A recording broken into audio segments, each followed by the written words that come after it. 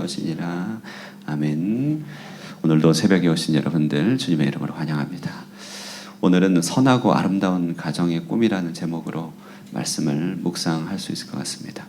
본문은 1절을 딱 보시면 우리의 상상력을 자극하는 그런 메시지가 담겨져 있죠. 1절을 보시면 거친 음식과 빈약한 살림살이로 빠듯한 한 가정이 등장합니다. 이들은 일사에 녹록지 아니하므로 가끔은 한숨이 나오는 듯합니다. 그러나 그들 속에는 서로의 마음을 받아주고 경청하는 존중이 있어서 끈끈한 가족애가 돋보이고 있죠. 한 조각의 빵을 가지고도 서로를 먼저 생각하고 양보하고 나누는 훈훈함이 그들 가정의 양식이 되고 훗날의 추억으로 켜켜이 쌓이고 있는 것을 생각해 볼 수 있습니다. 말로 표현하기 어려운 아늑함이 가정을 감싸고 있다고 할 수 있겠죠. 근데 이제 상상입니다. 상상. 근데 그들이 가족이 집을 나섰는데 돌연 이제 이웃 이제 좀 가까운 집에서 돌연 문을 쾅 닫고 씩씩거리면서 입에서는 온갖 경멸과 불평의 말을 내뱉는 한 사람이 나와서 마차를 타고 가는 것을 봅니다. 얼굴이 전혀 행복해 보이지 않는 거예요.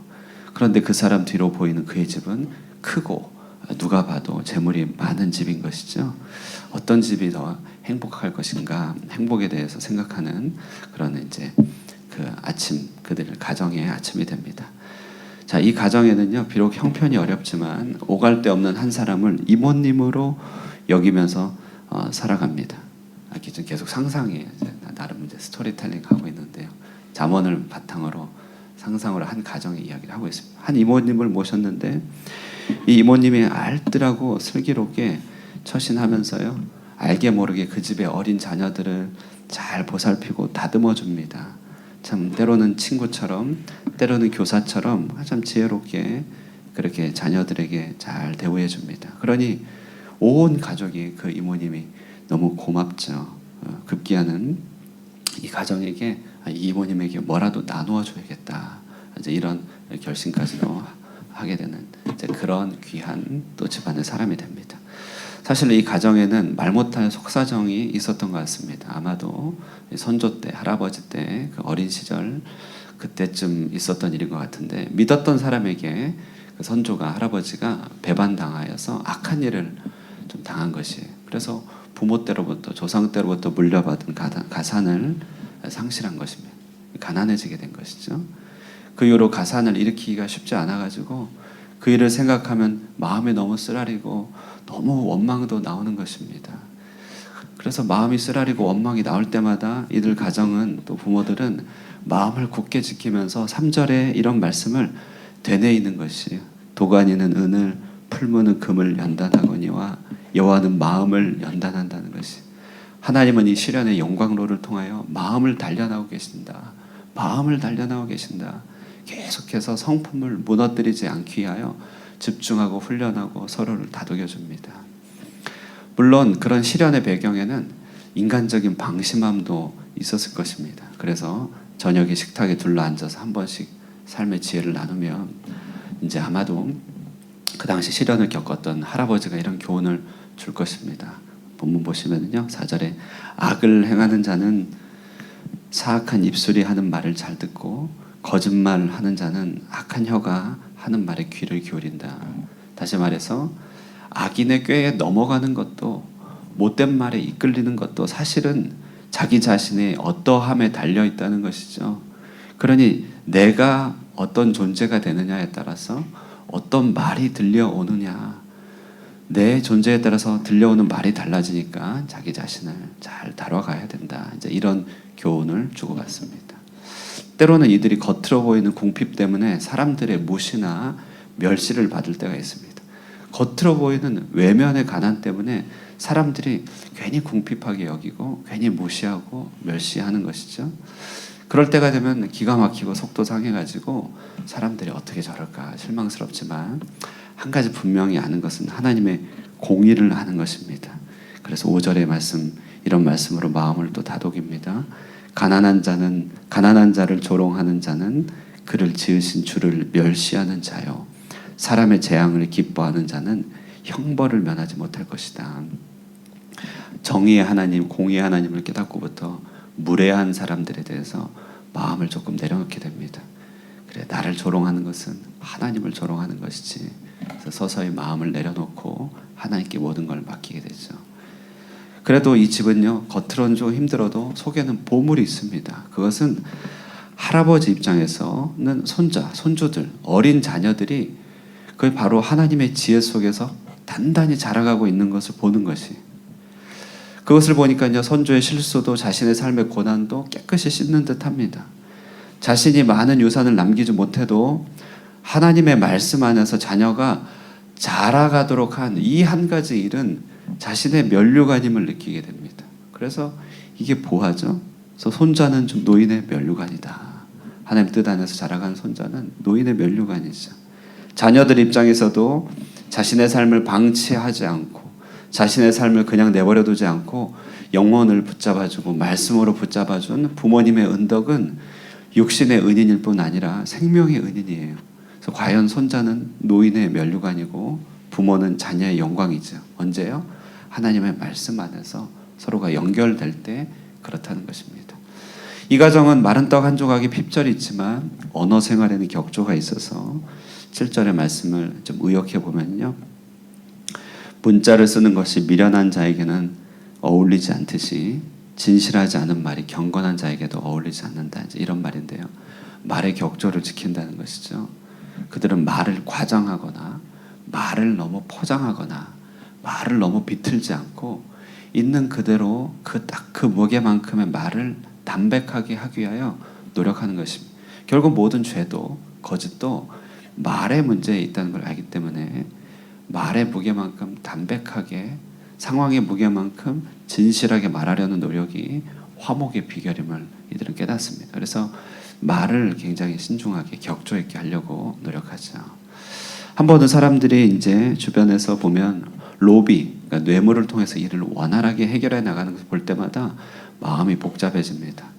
살면서 보면 기름칠하는 것처럼 적절하게 잘 찔러주면 일이 잘 되는 것을 보면서 공정하지 않다 생각하다가도 그들의 능력이 부럽기도 하고, 또 사람 사이에 그런 것이 또 필요한 것이 아닐까, 좀 여러 가지 생각하면서 무엇이 도통 옳은지는 알 수가 없다는 생각을 합니다. 다만 자신을 위하여 지나치게 아끼려고 쓸 때 안 쓸 것도 아니고 특권을 가지려고 무리하게 쓰는 것도 문제다, 이런 정말 정답이 없는 고민을 하게 되죠. 중요한 것은 이제 사랑입니다. 사랑. 이들은 삶이 메마르다 보니까 얼마나 관계라는 것이 깨어지기 쉬운지를 잘 깨닫습니다. 그래서 그들 마음속에는 불문율 같은 것이 생겨났는데요. 이런 불문율일 거예요. 9절에 보시면 허물을 덮어주는 자는 사랑을 구하는 자요, 그것을 거듭 말하는 자는 친한 벗을 이간하는 자니라. 이게 아마 가정이나 그들의 삶의 불문율이 되지 않았겠습니까? 누군가의 허물이 하나님 앞에 큰 죄가 된다거나 공동체적으로 심각해진다면 그것이야 온유한 마음으로 바로 잡아야 하겠지만, 왜냐하면 허물 자체가 사랑을 고갈시키는 문제가 되기 때문에 그렇습니다.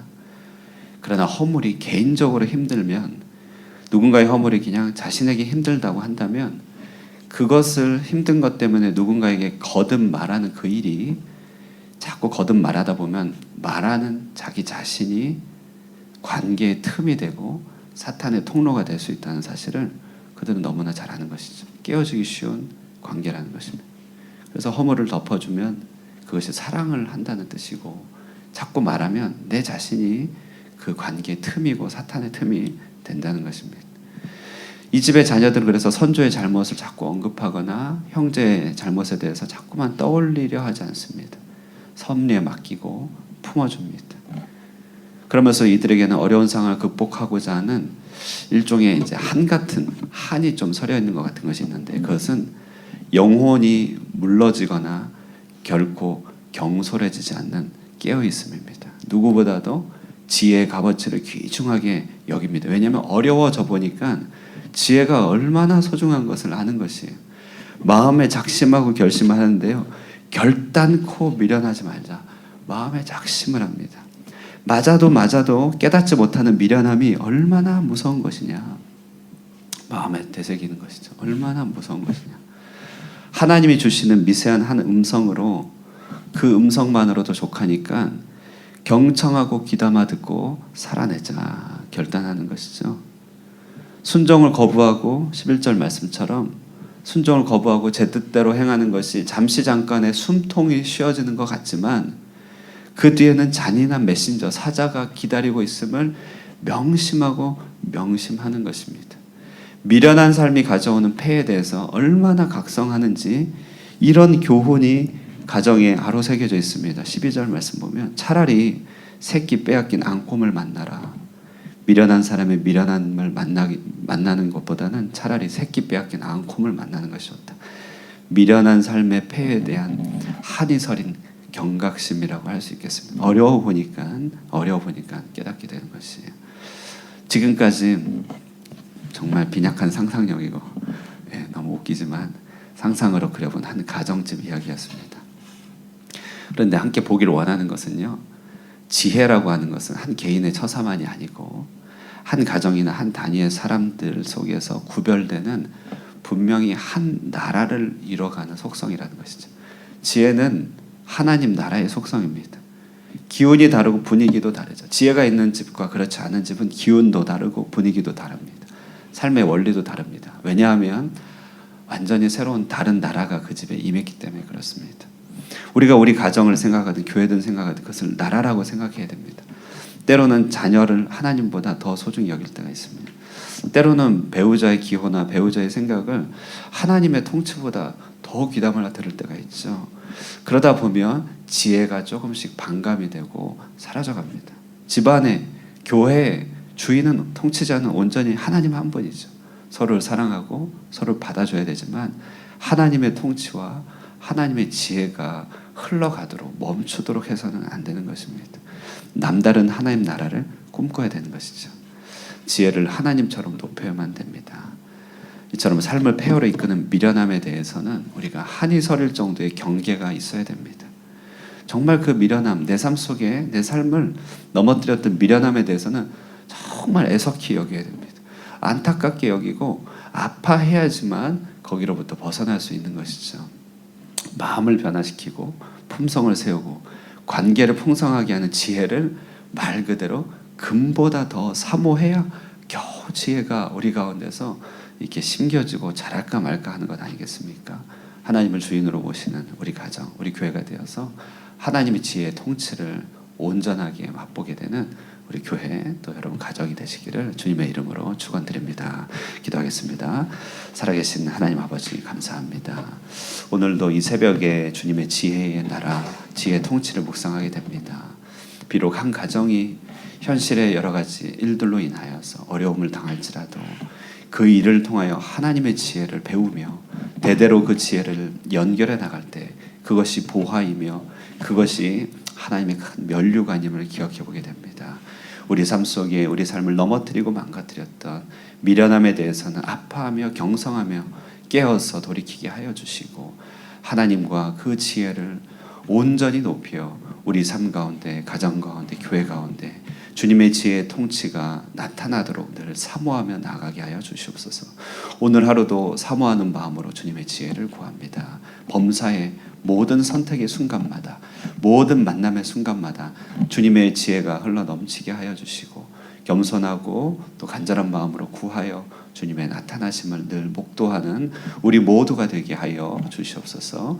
이 아침에도 주님의 지혜의 권고로 찾아와 주시기를 바라고 우리의 상한 심령을 온전히 새롭게 하여 주시기를 바라오며 살아계신 예수님의 이름으로 기도드리옵나이다. 아멘. 우리 말씀대로 주님의 지혜를 사모하며 기도하며 또 우리 일상을 위해서 함께 기도하시고 돌아가도록 하겠습니다. 기도하겠습니다.